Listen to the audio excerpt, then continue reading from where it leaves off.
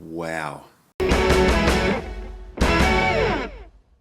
Hereditary stars Toni Collette, Gabrielle Byrne, and Alex Wolff and is directed by Ari Aster. After the passing of her mother, a daughter and her family struggle to cope with the loss, and it's during this grief process that cryptic and increasingly terrifying secrets begin to unravel about her family's history. Hereditary is now the fourth A24 movie to get a full wide cinematic release after It Comes at Night, The Witch, and Free Fire. Now, Free Fire is a film, unfortunately, that I missed, but I really enjoyed It Comes at Night and The Witch. I thought they were excellent horror films that were daring to be just a little bit different from Hollywood schlock. Truth or dare? Now, Hereditary just doesn't follow suit in being a very creative and effective horror movie, which it is, but I actually think this may be one of the best films of 2018. I can really see this film ending up on a top movie list at the end of the year for me. The most surprising thing here is that this is Ari Aster's first feature-length movie. Where has he been? Ari Aster has previously worked on shorts that really deal with a lot of heavy subject matter. In 2011's The Strange Thing About the Johnsons, that film was actually about a taboo relationship between father and son. So a lot of his work is quite dark. It's really not afraid to explore very heavy subject matter and present it in a very particular way. Hereditary is probably a little bit more of a wider appeal than that particular film. Is it any less bold? No, absolutely not.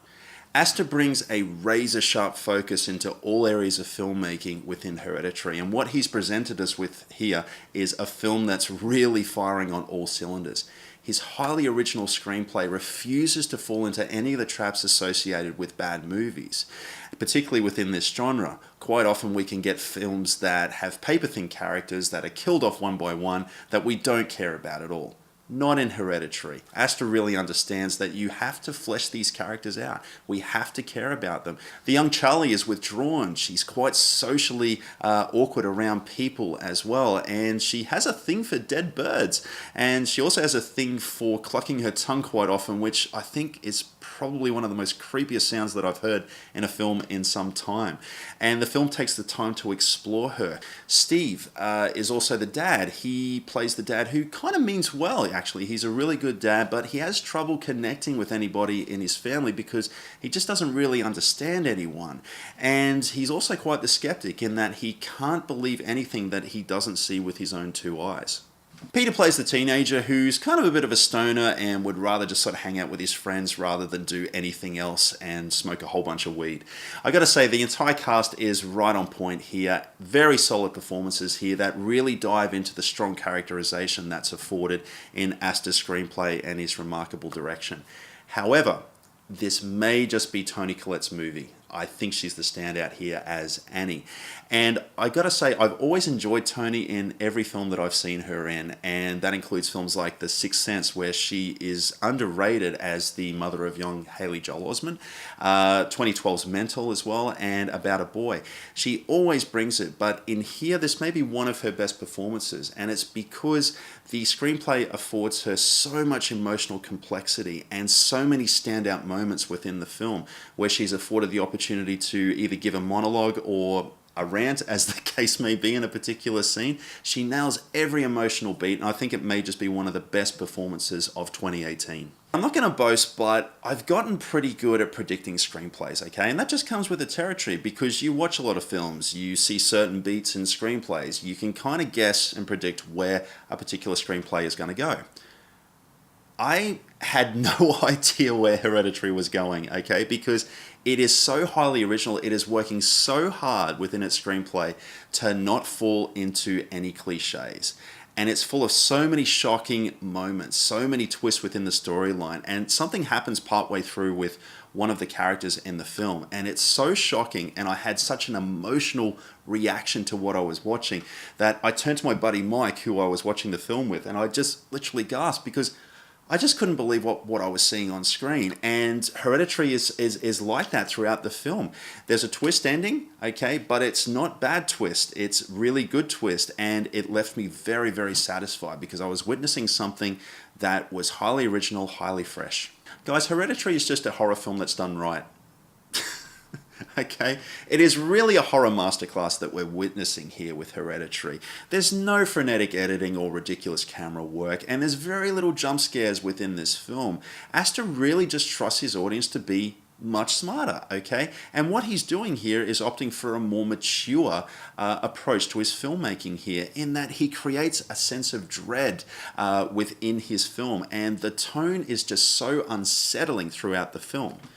It's reflected in the patient pacing of the film, where Aster takes his cues from masters like Kubrick or Hitchcock. In many scenes, he just opts for simplicity in his camera work, and it's really, really effective here, in that he just has the camera in the right spot.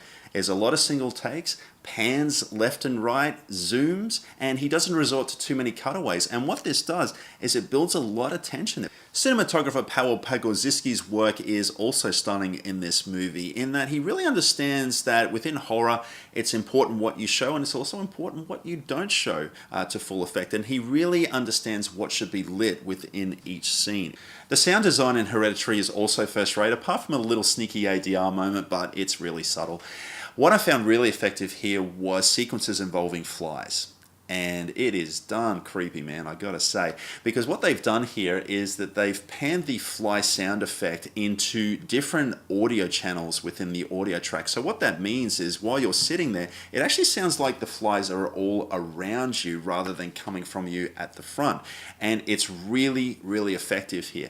Also effective is some of the dialogue within the film. And it's also pivotal to the plot, which I won't spoil, but there are multiple voices actually sort of panned around the room into different audio channels. So I really highly recommend seeing Hereditary on the cinema screen to get the full effect. It's very effective sound design, and I think it deserves some awards. Guys, Hereditary has lifted the bar in terms of quality horror movies. Last year it was Get Out. This year it's definitely Hereditary. My friend Michael, who I saw this film with 2 days ago, we had lunch yesterday, and honestly, we just can't stop talking about this film. It's really highly effective. It's well written, it's well acted, it's a highly original screenplay, and it's one of the best films of 2018. Highly recommend that you go and check this film out at the cinemas. Just don't take your grandma to see this one. I'm going to give Hereditary 5 stars.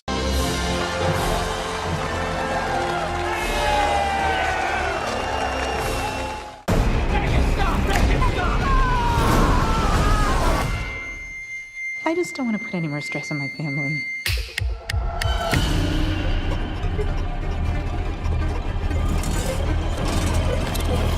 So guys, what did you think of Hereditary? Have you seen it yet? Let me know in the comments below what you thought of the film, and of course, don't forget to flick a like and subscribe if you dug this review. And remember, a weekend watching movies is a weekend well spent. Thanks for watching.